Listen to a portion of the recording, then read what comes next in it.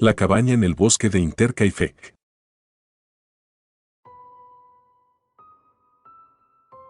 Era una de esas noches heladas de invierno, donde el viento parecía deslizarse como un cuchillo entre las grietas de las ventanas.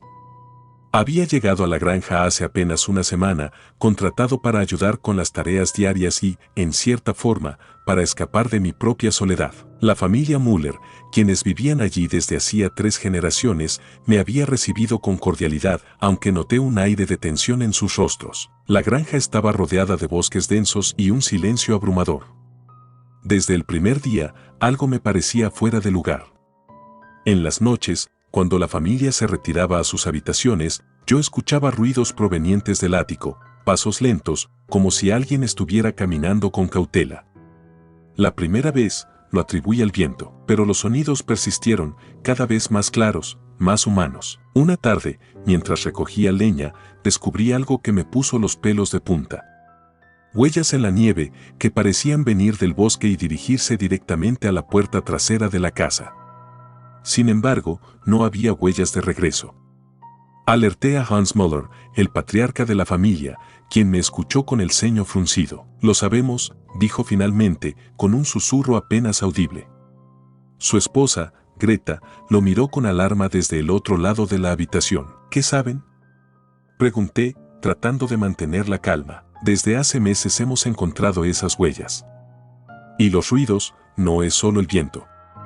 Hay algo aquí». Insistí en que revisáramos el ático esa misma noche, pero Hans se negó.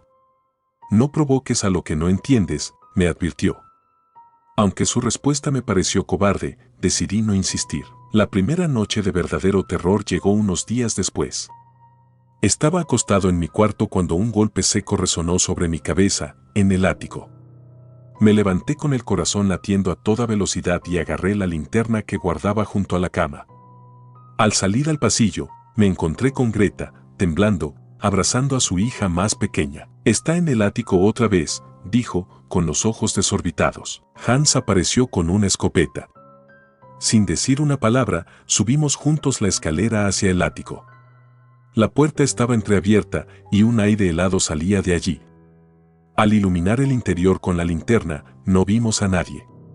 Solo un viejo baúl cubierto de polvo y telarañas. Pero algo en el ambiente era sofocante, como si la habitación misma nos estuviera observando. Hans cerró la puerta con fuerza y clavó un pedazo de madera para asegurarse de que no pudiera abrirse. Pero esa noche nadie pudo dormir. Las marcas en las paredes aparecieron al día siguiente. Eran arañazos profundos, casi como si un animal hubiera intentado salir desde dentro de la casa. Greta estaba al borde de un colapso nervioso, y los niños no dejaban de llorar.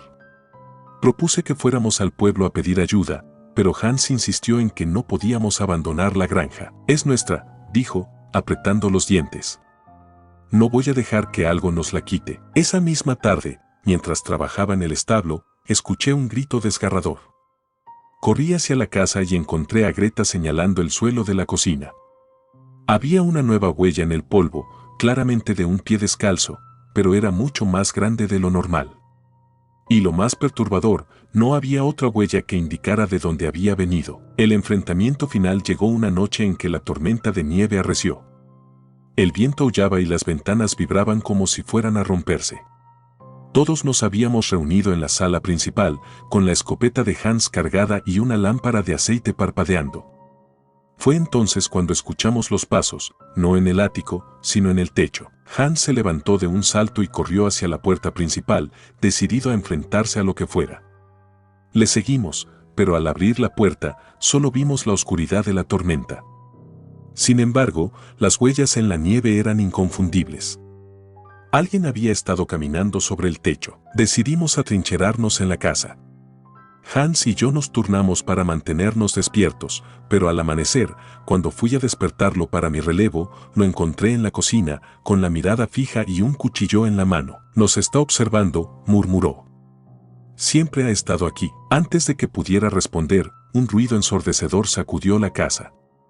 La puerta trasera se abrió de golpe, aunque estaba cerrada con cerrojo. Algo invisible, pero inmenso, cruzó la sala. Los niños gritaron y Greta cayó de rodillas. Fue entonces cuando lo vi, una figura oscura, amorfa, que parecía absorber la luz a su alrededor. Su presencia era una mezcla de frío glacial y un peso aplastante en el pecho. Intenté disparar con la escopeta, pero el arma se trabó. La tragedia final se desató rápidamente. Greta y los niños huyeron hacia los dormitorios, pero sus gritos cesaron abruptamente. Cuando corrí a buscarles, los encontré inmóviles, sus rostros congelados en expresiones de puro terror. Hans, también paralizado, dejó caer el cuchillo y se desplomó al suelo. Yo también caí, incapaz de moverme. La figura oscura se acercó y, en un susurro que no era humano, dijo algo que no pude entender, pero que sentí directamente en mi mente. Luego, todo se volvió negro. Cuando desperté, la casa estaba vacía. Los cuerpos habían desaparecido y no quedaba rastro de la familia. Las huellas en la nieve seguían, pero esta vez se alejaban de la casa hacia el bosque. La granja fue abandonada, y aunque intenté contar mi historia, nadie me creyó. A veces, en las noches más frías, puedo escuchar los pasos en mi propio techo. Creo que nunca salí realmente de esa casa.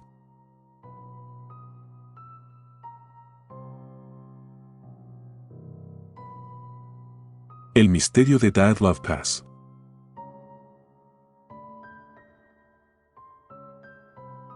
Desde que era niño, había soñado con explorar las montañas heladas de los Urales. Aquella región, con su vastedad inabarcable y su atmósfera primigenia, me llamaba como un eco de algo perdido en el tiempo. Nunca imaginé que ese sueño me llevaría a enfrentar algo tan aterrador. Nos preparábamos para la expedición desde hacía meses. Éramos un grupo de 7, todos experimentados montañistas y amigos cercanos. La meta era sencilla, llegar al pico Torten, una región famosa por su dificultad y belleza invernal.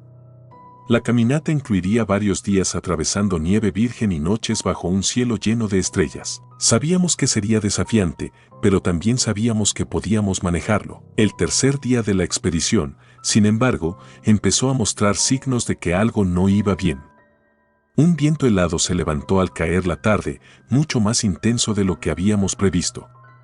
Decidimos acampar antes de lo planeado y construimos una cabaña improvisada con madera y lona en un claro que encontramos. Era un refugio temporal, pero lo suficientemente sólido para protegernos del viento. Esa noche, mientras nos calentábamos alrededor del fuego, escuchamos los primeros sonidos. Era un crujido sordo, como si algo se moviera en los árboles. Al principio lo atribuimos al viento, pero pronto se hizo claro que no era eso.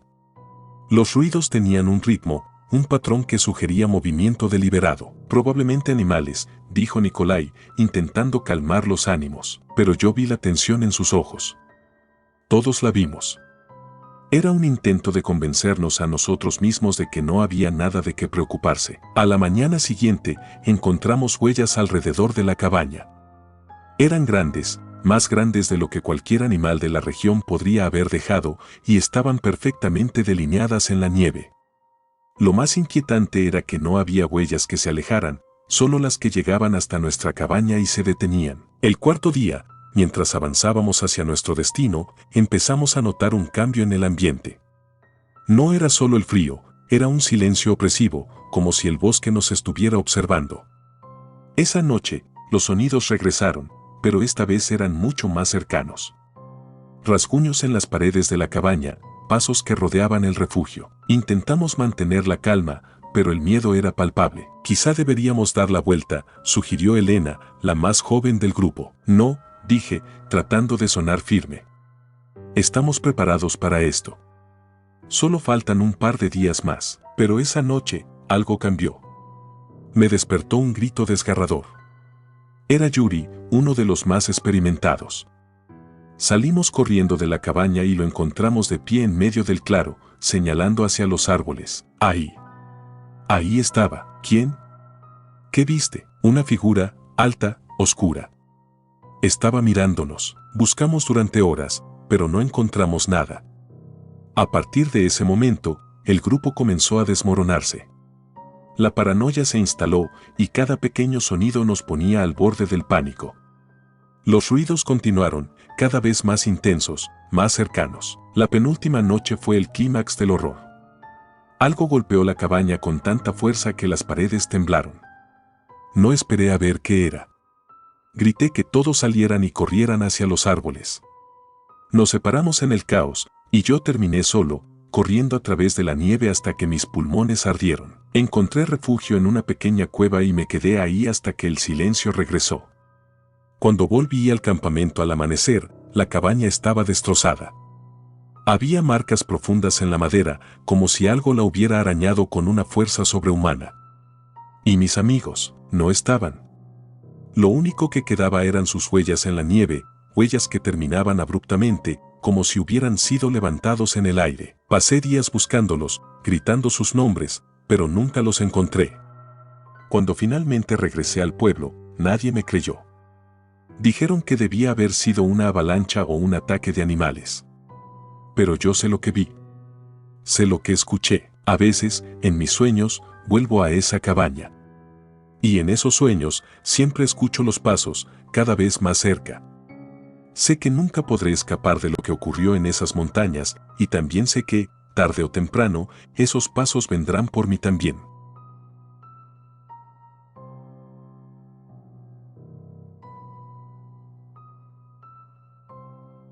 El caso de la cabaña de Ketie.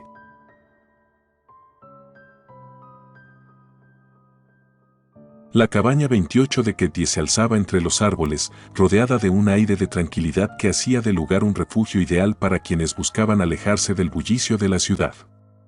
Era una construcción sencilla, de madera envejecida, donde vivía una madre con sus 4 hijos. Desde su reciente mudanza, parecía que la familia había encontrado algo de paz en aquella comunidad rural. Pero, como ocurre con demasiada frecuencia, las apariencias engañan. Durante semanas, había algo extraño en el aire.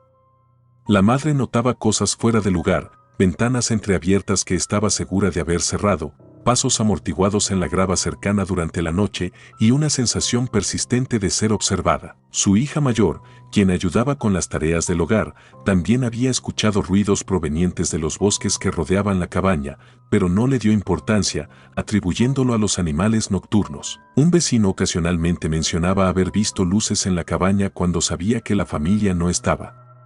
Pero en un pueblo pequeño, los rumores se confundían con el aburrimiento y las advertencias se perdían entre comentarios banales. Era una noche tranquila de primavera.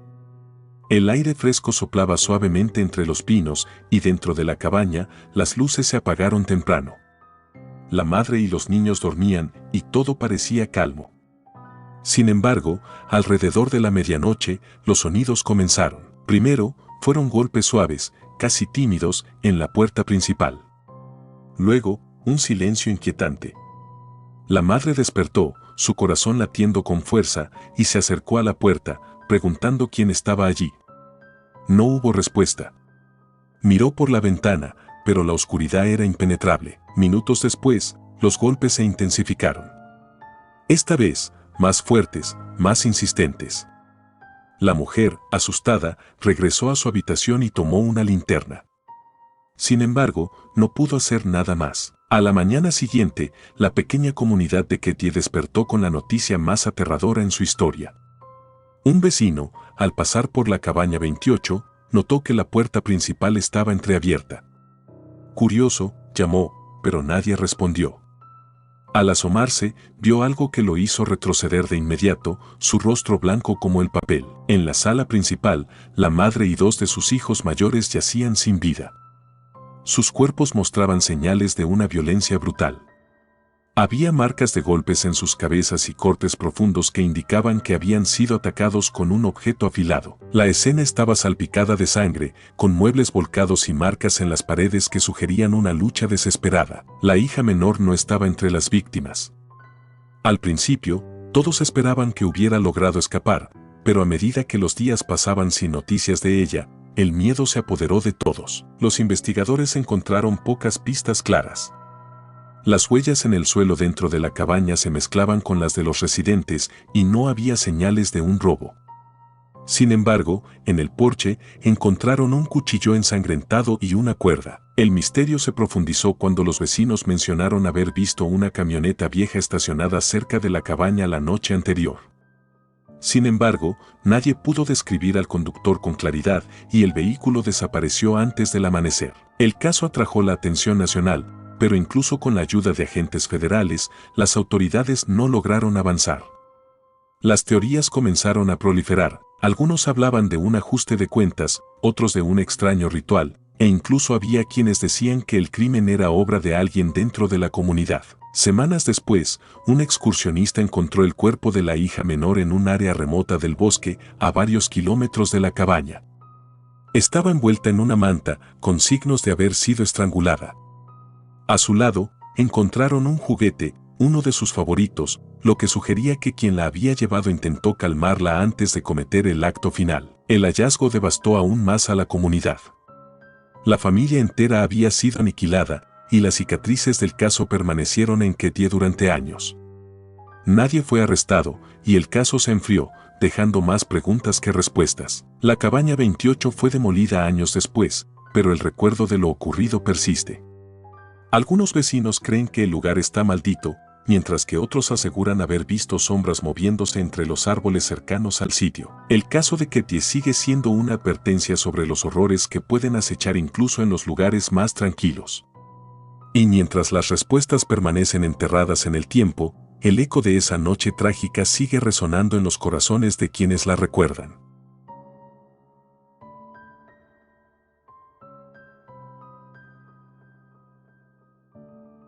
La cabaña en el lago Bodom.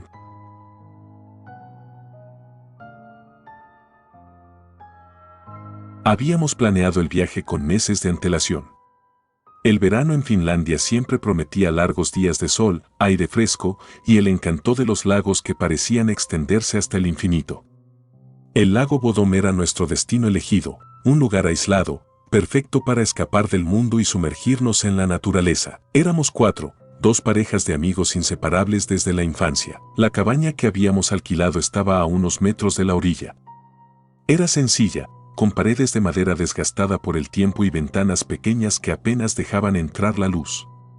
Decidimos instalar la tienda de campaña afuera, cerca del lago, para aprovechar las vistas y el aire libre. La cabaña sería nuestro refugio en caso de lluvia. El primer día fue perfecto.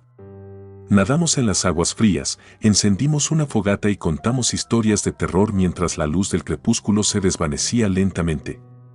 Todo parecía sacado de un sueño, las risas resonaban en el bosque y el mundo exterior parecía haberse detenido. Sin embargo, cuando llegó la noche, algo cambió. El bosque que antes parecía acogedor se volvió oscuro y opresivo.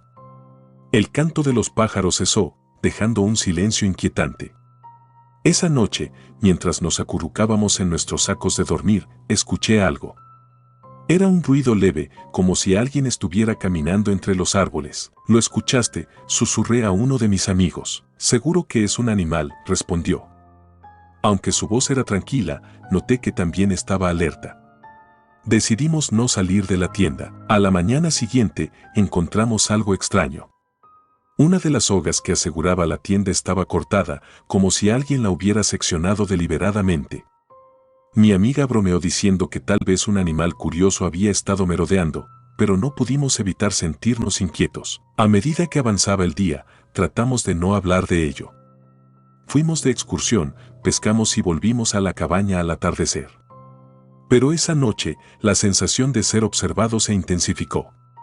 Mientras estábamos alrededor de la fogata, una rama se rompió en la distancia, haciendo que todos nos volviéramos al unísono. No hay nada ahí, dijo uno de mis amigos, con una risa nerviosa.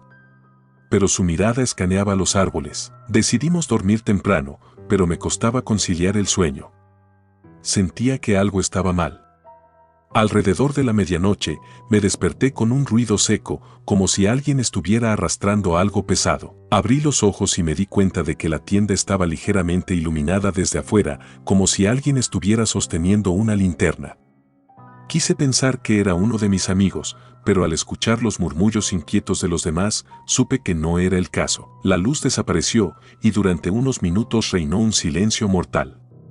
Entonces, sin previo aviso, algo golpeó la tienda con fuerza. Fue como si un animal grande, o algo peor, intentara derribarla.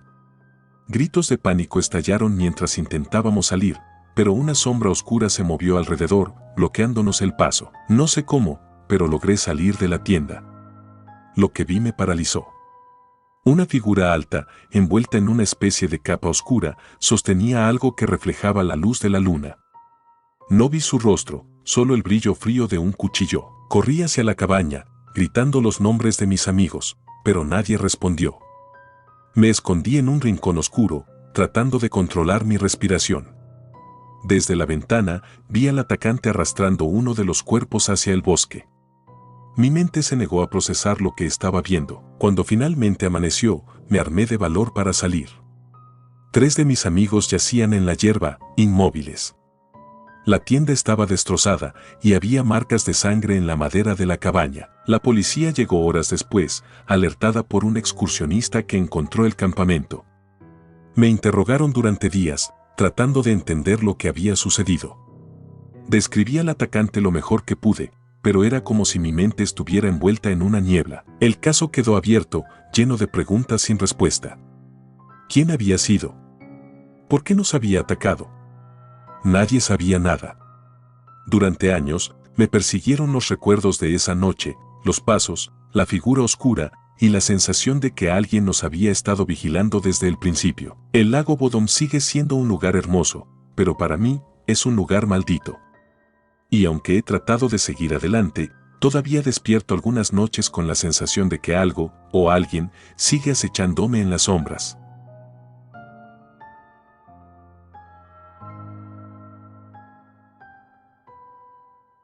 El incidente de la cabaña del Parque Yosemite.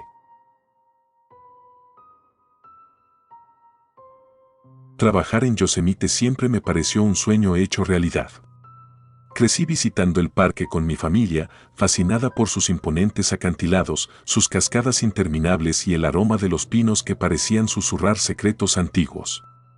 Cuando conseguí un trabajo de temporada en una de las cabañas del parque, no dudé en aceptarlo. La idea de pasar meses rodeada de naturaleza me resultaba irresistible. Mi trabajo consistía en mantener las cabañas limpias y acogedoras para los turistas. Las jornadas eran largas, pero la belleza del lugar hacía que todo valiera la pena. Vivía en una pequeña cabaña destinada al personal, un lugar modesto pero cálido, rodeado de árboles que ocultaban el cielo nocturno. Por las noches, el silencio del bosque era casi absoluto, interrumpido solo por el lejano aullido de un coyote o el crujido de las ramas bajo el peso de un ciervo. Una tarde de septiembre, cuando el flujo de turistas comenzaba a disminuir, me asignaron la limpieza de la cabaña más alejada, conocida entre el personal como la solitaria.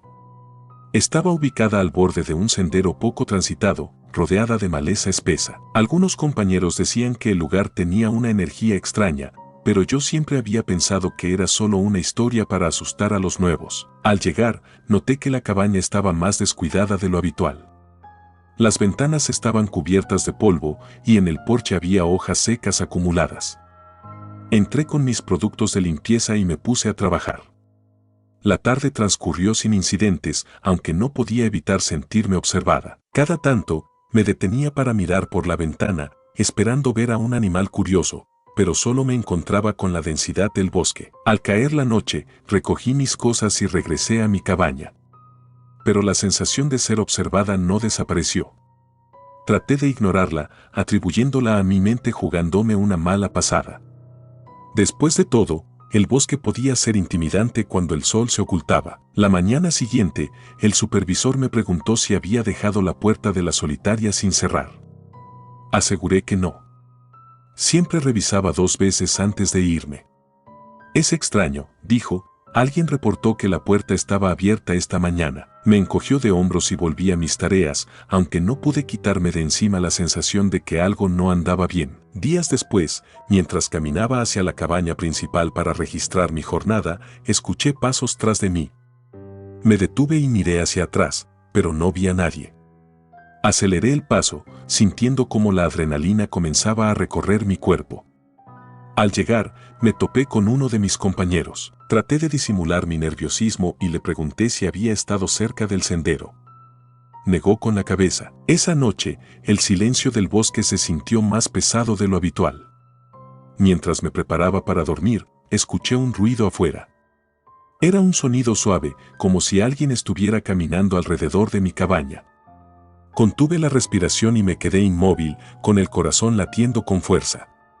Finalmente, reuniendo el valor, me acerqué a la ventana. No vi nada, solo sombras danzando bajo la luz de la luna. La situación se volvió más inquietante cuando encontré objetos fuera de lugar. Una escoba que había dejado apoyada junto a la puerta apareció tirada en el suelo y una de mis botas, que había dejado junto a la cama, estaba al otro lado de la habitación. Intenté racionalizarlo, tal vez yo misma había movido las cosas sin darme cuenta. El día que todo cambió comenzó como cualquier otro. Había terminado mis tareas temprano y decidí dar un paseo por un sendero cercano. El bosque tenía un aire tranquilo que siempre lograba calmarme. Sin embargo, mientras avanzaba, noté algo que me detuvo en seco.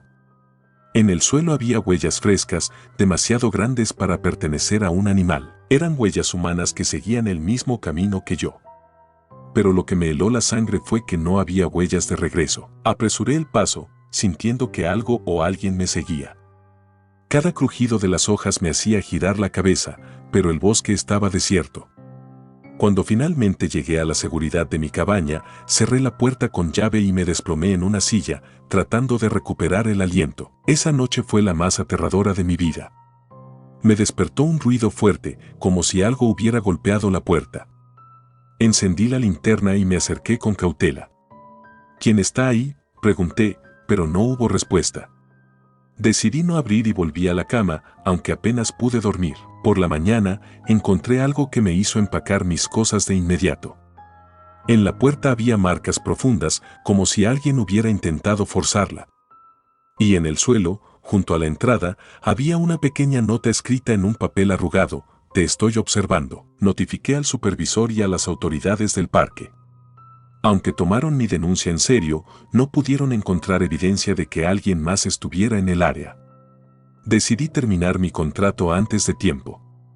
Dejar Yosemite fue doloroso, pero sabía que era lo mejor para mi seguridad. Semanas después, recibí una llamada.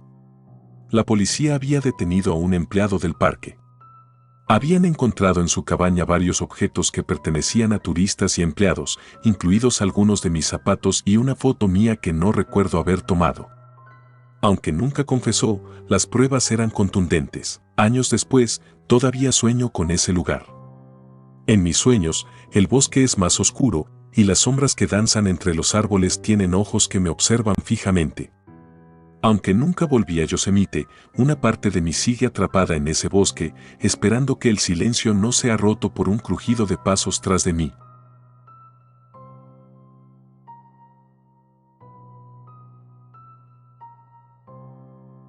La cabaña de Bannack.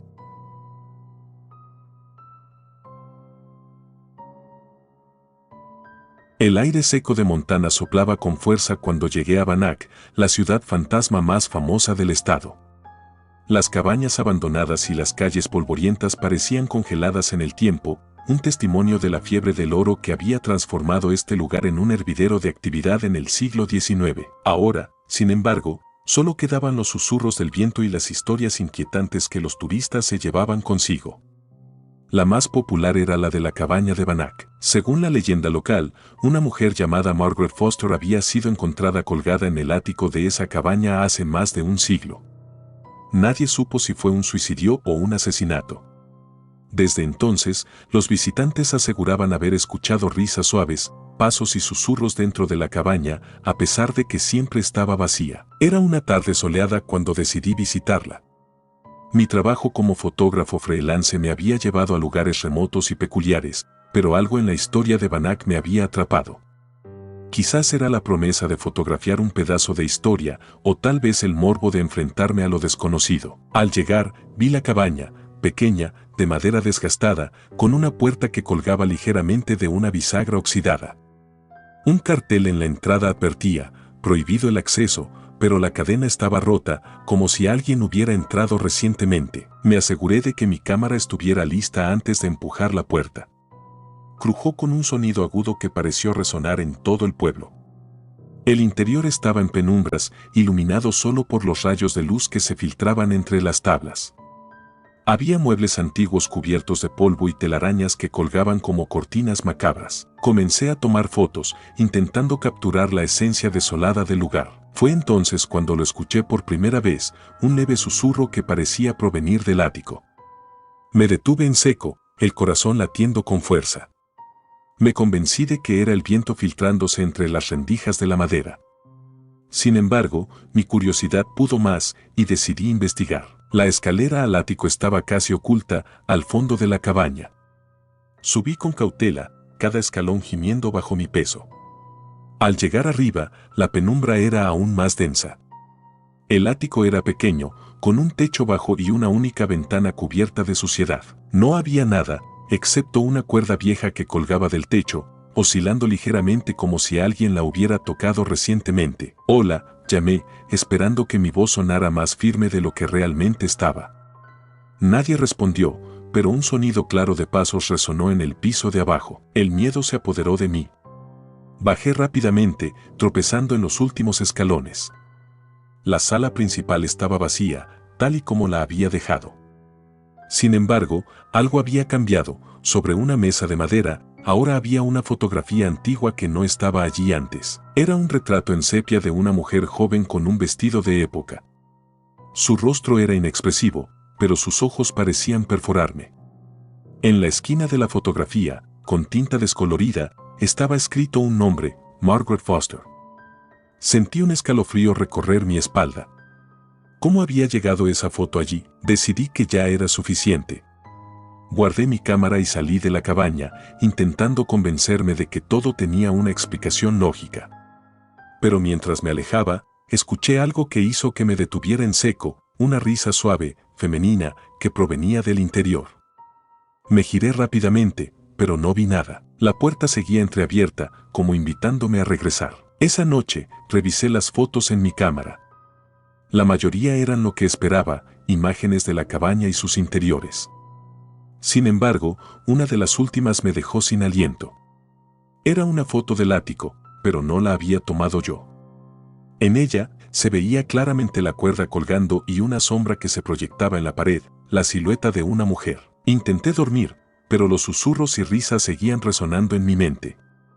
Al día siguiente, decidí hablar con un historiador local para obtener más información sobre Margaret Foster. Según él, Margaret había sido una maestra que llegó a Bannack en busca de una nueva vida. Sin embargo, su carácter independiente y su negativa a casarse con un minero influyente la habían convertido en blanco de rumores y hostilidad. Su muerte fue declarada un suicidio, pero muchos creían que había sido asesinada. La historia me obsesionó. Sentía que necesitaba regresar a la cabaña, no solo para encontrar respuestas, sino también para enfrentar el miedo que me había paralizado. Esa noche, con una linterna y mi cámara, volví al lugar. La cabaña estaba más oscura y silenciosa que nunca. Entré con cautela, la linterna iluminando los rincones sombríos. Esta vez, en lugar de ir al ático, me quedé en la sala principal, esperando. ¿Esperando qué? No lo sabía. Pasaron unos minutos antes de que sucediera algo. La puerta del ático comenzó a crujir, abriéndose lentamente. Subí la linterna y vi una figura femenina parada al pie de las escaleras. No podía distinguir su rostro, pero su vestido era igual al de la fotografía.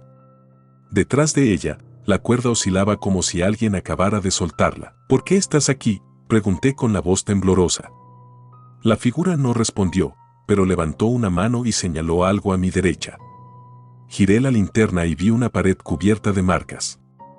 Eran nombres, todos grabados con letras torpes, como si hubieran sido hechos a mano alzada con un cuchillo. Mi nombre estaba entre ellos. Un terror inexplicable me invadió. Salí corriendo de la cabaña sin mirar atrás. Mientras corría, podía escuchar risas y pasos que parecían seguirme. No me detuve hasta llegar a mi auto. Al mirar por el retrovisor antes de arrancar, vi a la figura femenina de pie en la entrada de la cabaña, observándome. Nunca regresé a Bannack. Sin embargo, siempre he sentido que dejé algo incompleto. Las noches, a veces, traen risas suaves a mis sueños y, aunque trato de olvidarlo, siempre me pregunto, ¿qué habría pasado si me hubiera quedado un poco más?